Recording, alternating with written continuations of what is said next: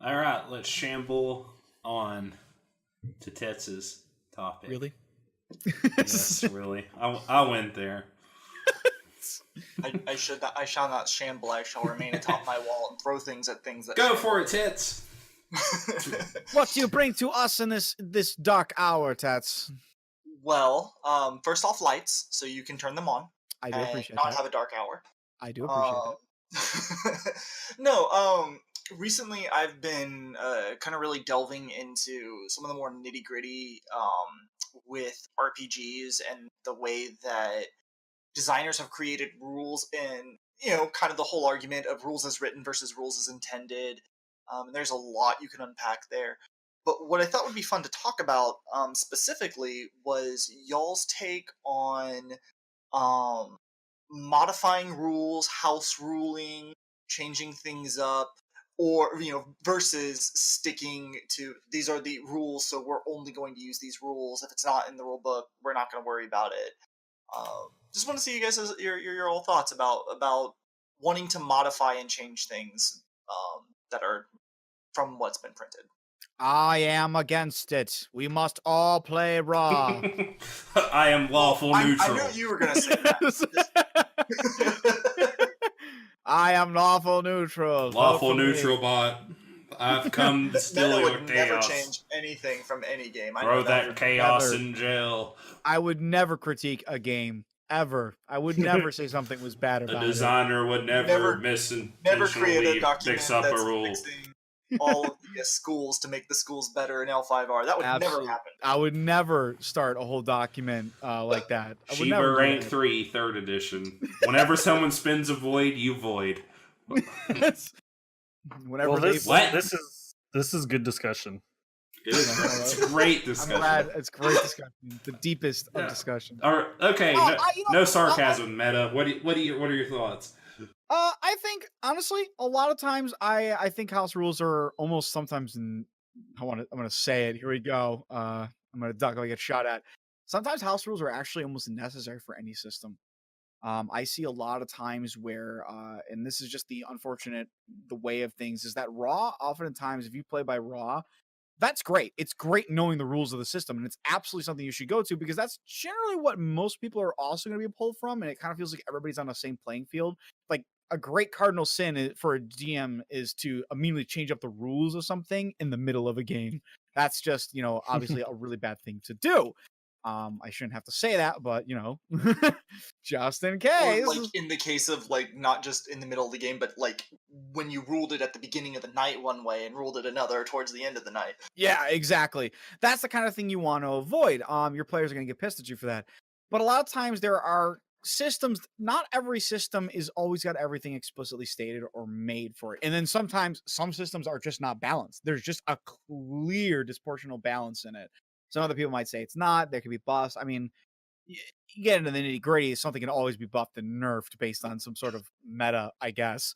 But there are certainly times and places where it's just very clearly obvious that something is way too good or something is not good enough, and it feels kind of like a dead level almost, which is another cardinal sin. And I'm very glad that a lot of games nowadays don't do that, where they don't have like a class that just doesn't really gain anything on a level. But there are a lot of times where you kind of have to accept that there's going to potentially need to be a change, or you need to talk with your players and explain that, like, this isn't really beneficial for the system, or there might be a better way you find something, or maybe there's just not a good way to interpret it because of the wording on it. I've seen that plenty of times where players or even players in the GM or all of them, everybody's like interpreting some things like 3 different ways. Sometimes you do need to sit down and just say, like, okay, this is just how we're going to have to play it, and this is the rule we're going to play, and that's house ruling something. That's changing how it may potentially be seen. Like I said, sometimes I really do feel it's necessary. And it's always good when you have like a specific house rule that you always do, and when you're playing with new players that you generally explain it to them. I mean, sometimes it's hard to remember that kind of stuff. Like for instance, a house rule I've always done when we ran L5R was that you declare initiative from the bottom to the top because it makes, in my opinion, an initiative more interesting. The guy who goes first can kind of base his actions on what everyone else is doing. It's kind of another way to flavor getting the jump on someone. So when we did our big Third Day of Thunder game, that's what I explained ahead of time, was that I was going to use that house rule. So that's like an example of, I guess, one of the proper ways to do it. But sometimes it's hard to remember that stuff because a lot of times you play with the same people over and over again, and a lot of time, like, my group kind of just thinks that's how it's played when it's actually not a rule in the book. So that's the perfect rule, because that was something I really enjoyed, because it was kind of nice. Like, the person who was fastest kind of got the advantage, because otherwise, and specifically in like L5R, let's jump on. So this is a perfect example to give for it. So in L5R, when you start off your initiative, you choose a stance. And that stance is chosen technically before you roll initiative. So in the first round, it's not too bad. You can kind of gauge on like the eye that I might beat this person in speed, so I'll choose a stance that might, beat out their stance and whatnot. But in the subsequent rounds, now that the initiative is set, you change your stance on your turn. And then that means that you kind of have to change your stance. The person who technically goes last can kind of change their stance for the better for the next turn, and then they start to react actually to the people in the front of the initiative, as opposed to the other way around. And it explained that essentially, like, if the first person goes and they choose, like, I'm going to take a very attacky stance, okay? And then the next person is going to take the rounds. Like, I'm going to attack this person. They do their stuff. Yeah, okay? you kind of don't want to go first and full attack people in L5R. Yeah, you really don't, and not unless you know what stance they're going to take, because they might take a stance that not only screws you over for that, but will be really bad. And that's why I liked that rule. It gave you the idea that, like, having initiative is not just like being able to go first. It actually gives you the advantage of kind of knowing what your opponent's going to do and being able to react to it, capitalize on that. Yeah, and exactly. That was exactly. And I thought that was a great rule, because otherwise, like I said, essentially it turns around. It seems like it shouldn't, but it does turn around, where essentially the person that's going after is now switching up, because now the person goes like, well, I go with full defense. Well, and the other person's like, their turn's like, well, I'm going to go this stance then, because they went full defense. And now that you know that, you can change and modify to and capitalize on the fact that they've just gone into like a different stance. When But it does really not a should be. master of the sword wait to see what his opponent's going to do before he makes his move? The That's man my who point. acts first is the one who gets sliced first. Except in real life, reacting to your opponent is a terrible idea. Are you saying that Bushido is wrong? I am saying that Bushido could probably use an update. Well said. At least L5R Bushido. Well, I'm not rules one to about question Makoto Kami's wisdom. Yeah, so. but what do the heavens really do? I'm just asking. Yeah. So, and it's always tough too when you got rules lawyers at the table, and that's a very pejorative term, but people who want to stick to the rules as written and will literally just sit there and argue with it. And I think it's also just kind of in general a good idea as a player to give the GM the benefit of the doubt. Like, sometimes my GM will think I'll get upset about stuff, and I don't really ever get upset really playing tabletop, and he'll talk to me later, go, hey, I'm sorry it worked out this way, and I'm always like, dude, I have the GM all the time, so I understand how it is to have like people argue with you all the time and stuff, and GM's not always easy, so I always encourage players to like kind of go easy on that stuff and not get like super bent out of shape about the rules, because sometimes it's tough to make like decisions to keep the game going and not get slowed down. And it goes back to rule 1, right? Which is everybody should have fun at the table. And part of having fun is you look around and you make decisions that for your table allow the most fun. And if, for whatever reason, your table to have the most fun is you totally get rid of the HP system and you automatically hit with your weapons, you don't have to roll dice. Okay, whatever. That's weird, but cool. That's what your table wants to do. You guys have fun. Like, that's kind of my... No, but that's the thing, is like a big part of house rules also comes down to like understanding your table as well in your group. Yeah, because I think house rules are basically inevitable with anyone who plays, regularly or more than once even. Like, it's hard to avoid them. Rolling stats a certain way, being able to drink a potion quicker. What do you do with that? Matt Mercer's special resurrection rules. All these optional 5e rules that I can't hold. I can't. I mean, it's gonna happen, and sometimes even the game itself will recommend like optional rules, and it's technically just changing the way something works. Like, for instance, the massive damage system that has technically been incorporated in other systems before, but it was always technically an optional system. You could opt out of that system. One of the most classic ones for house ruling is critical fumbles, where you roll a natural one. Normally, when a game is played, in the original rules, I'm pulling back to like 3.5. Yeah, rolling a natural one just meant that you failed. You didn't actually do anything bad. But people have taken the ideas that like, oh, well, if you roll a natural one, something bad will happen instead. Yeah, I mean, even in the book currently, it's still just you fail. Like, and it's only with rolling an attack and saving throws, I think. Yes, because those Which are the people only... often think it's for all D20 rolls, but it's not. So it's sort of their own assumed house roll. With critical, with critical success, right? Like when you roll a 20 on a skill check, it's just a 20. You don't get anything bonus to it. Yeah, right. Because the idea is that there's no critical success. The 20 is your success. You got a 20 value on it. But if your table likes the idea of having a 1 in 20 chance, a 5% chance of being really awesome, and a 5% chance of being really, really bad. That's the reason I don't like the critical failures, is because no warrior is going to like drop his sword 1 out of 20 swings. Yeah, I also it punishes a very bad one. Will. It also punishes marshals who get to swing their sword more often than like a spellcaster who because going to swing their sword. Yeah, they're not going to lose the weapon. They may just have a... Like, you could argue that the spell might backfire and hit them. Right, but they're not still just one roll versus the marshals. But my spell doesn't roll. Roll a d20 anyways.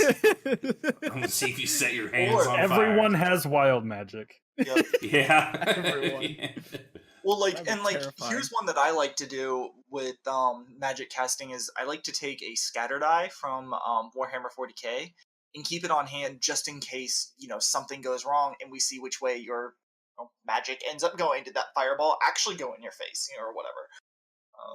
But that goes right back to the inevitable house ruling of things. Right. No, exactly. So, I mean, house rules, honestly, like I said, I'll stand by what I say. They're almost sometimes needed. You just play a game, and after a while, when you play a game long enough... Sometimes it's not even because you have a problem with the rules, but you just want to experiment.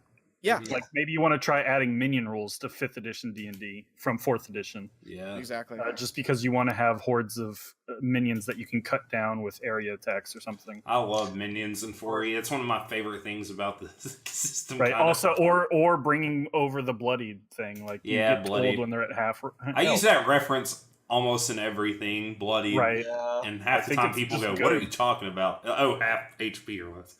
Yeah, it's actually a good signifier. I mean, a lot of times, I think honestly that rule is such a great one though, because it encourages the DM to give the players a sense of knowledge that like he's kind of looking pretty beat up right now. Right. He's still got some kick to him, that's how I but always he's use pretty it. beat up. So, and like that kind of goes to actually another topic that I almost brought up for tonight as well. That's still kind of house ruly is about target numbers. Do you tell your players the target number or not? Or how much of a difference does that make? And the reason why I bring up bloodied is well, how much damage does the monster have? Well, he looks bloodied.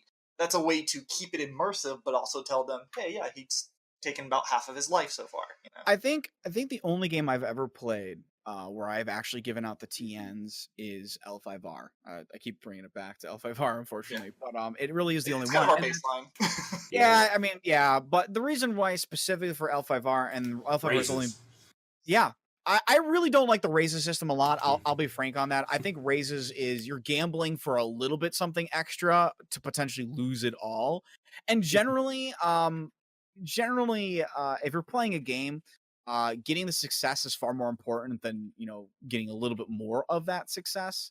And it's kind of expected that later on, as you get into higher levels, then you start actually doing the raises because you're going to probably hit the normal TN and you're doing a raise. But here's the thing. Sometimes the GM doesn't even have anything for the raise. You can't have like a raise on everything that's done. It just doesn't always work, or the GM's not prepared for it, or just narratively, there's really nothing more else to say. You got everything you needed to know. I guess you can now learn that the villain also likes, have broccoli sometimes. I mean, that's You could, I guess. You learn something else. You also know he loves oyster sauce, not on oysters. So He prefers eel sauce on oysters. yeah, right. So I mean, like your miles are going to vary and whatnot, but that's kind of the thing. Where the raise system really makes me just go like, no, here's the TN for it, and that's it. Whenever I do contested roll, I won't tell them something, or when they're like facing off against an enemy's armor TN, that's different. I won't tell them that. Mm-hmm.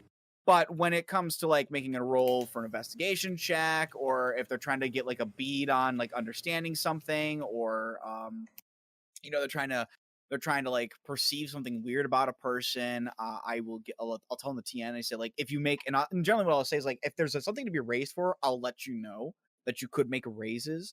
I won't tell you like how many, but what I'll normally say is like, the TN is set to this. If you make a raise, you can learn a little bit more. If you make raises, you can learn a little bit more, I should say, to keep it plural so they never know. But that's about as generally as deep as I get into it. If you get a contested roll, I won't tell them anything. If there's armor TN, I won't tell them anything, because that's technically telling them stats as well, and I don't want them to mitigate that. Yeah, the other stuff I generally tell. But for like a game like D&D or Pathfinder, Starfinder, even Fate, I won't tell them the numbers in that, because there's really no need to. Either they're going to potentially succeed or they're going to kind of fail. Fate is a little bit more wobbly, just because they could technically, pass with critical success, or they might, fail. Fate points and Yeah, there's a little bit more wibbly room to that, but generally I don't tell them that kind of thing, because it doesn't always matter enough, or I just don't have, again, it kind of goes back to the race system. I don't have something planned if they critically fail. So yeah, I can see the value in like sort of telling people at least just this like certain stats and numbers for things, because they're gonna like find out on their own. Like it just kind of minimizes bookkeeping, because like everyone in combat is always like just trying to hone in on the AC value, like, yeah, I've hit here and missed here, and you just keep whittling away at that number until you figure out, oh, okay, they've got an AC of 18, and just like everyone's like, oh, okay, now that's the number I gotta remember. And like I could just see it from the start saying, just like knowing that this person has an AC of 18 or something. Yep. And I mean, there's systems out there that can also help you kind of get like any game that uses a probability of success on something is with extra add-ons to it. Once you know that number, there's tons of programs out there that players can immediately like go to, especially if you're playing like an online game. Not so much easy if you're at the table itself. But online, you're going through some Roll20 or something like that. There's tables out there that'll actually tell you like the probability of success you can make, and then with the game again, like with L5R, this gets even deeper, because now you can like start adding on TNs to that base value that you know of, to see like what are your odds of succeeding, and like then what are your odds of succeeding if I make a void point on it and whatnot, that kind of stuff. So keeping some things hidden is always a good idea, but yeah. So I mean, that's just a perfect example of like at least in my eyes, for that anyway. yeah, I mean, like ultimately, I do think it comes down to what is most fun for your table, Sure. which is what it's coming out of. Yeah, I don't think anyone's arguing that. Yeah, no, yeah, no, I agree. I would hope that there's no one out there Yeah, Yeah, right. like treating this as fun as a zero-sum game. Like, I mean, you're having fun, that must mean I'm having less fun. I have seen people who have argued on the RPG subreddit about how house rules are horrible, and you're a crap RPG player if you play with house rules, and those people are obviously the far margin minority. Yeah, but I mean, as long as they're at a table together with like-minded people, then go for it. Right, Yeah. exactly. There's gonna be people out there definitely who are idea of fun is playing by the rules, because that's the way the rules are. If they don't mesh with your game, it's okay to not play with them. Yeah, exactly. It's a hot-blooded cop who plays by the rules. Hard-boiled cop on the edge, man. It's cracking a moment. And then too, right? Like sometimes you run into situations that the rules just plumb don't cover. Like, yeah. What do you do when you roll a die and the die falls off the table and goes under the couch? What does the rulebook say you do for that? Nothing, right? So your group will always come up with something. Do you re-roll a die? Do you have to go get the die? Do you just lose that die and you have a 0 on it? Yeah, it's gonna all depend on like that kind of stuff is like definitely that's not even like really house rule, that's the kind of rules. I've seen people where say like you play where the die lands. I've seen people say you got to re-roll it. There's people who will have like a dice tray and they count as like if it's not on the dice tray, it doesn't even count. Even if it's landed on the table, it just doesn't count if it's on the dice tray. So, I mean, there's stuff like that for sure. People in their damn dice trays. Mm-hmm. Hey, I'm actually right now working on a dice tower, so out of foam and foam core. I mean, it sounds like we're all like my friends need one. Yep. It sounds like we're all kind of like on the same page here. It's like house rules are kind of just an inevitable thing. So, all right. I would Meta. encourage people to do some. What? Keep talking. Okay. What were you saying? I was going to just say I encourage people to use them. Like I know some people would say like, no, it's a terrible idea, but I think every system encourages you to when necessary as well. Like I haven't seen a book that says you can never house roll in it. At the end of the day, the whole point of the game is to kind of like have fun, to play it kind of like your group's way. So yeah, and they can't force you to do it anyways. Yeah, it's not like they can't. So wait, you mean the book cannot force me to play until they come alive, or we get into like AR online role playing or something. Good God, when those floodgates open, I don't know. Are we gonna get trapped in? I was gonna say just what Mao says. Like, Sword Art Online. I don't want to die in the game and die in real life though. But your cousin might fall in love with you. Whoa! Wow. Wait, what level of cousin? Wasn't it his sister? I thought it was his sister. They lived together, but I think they were cousins. They're whatever. They were like not blood related directly. Yeah, they're not. They're not. That was not really what I was concerned with in the second season. Beyond the terrible. Even though it was a main plot point, it's just the big drop, because it wasn't even like the first season was like super great, but God, the drop off. Anyways, like that's a different story. We don't need you to rant on that again. Yeah, it's happened before too many times.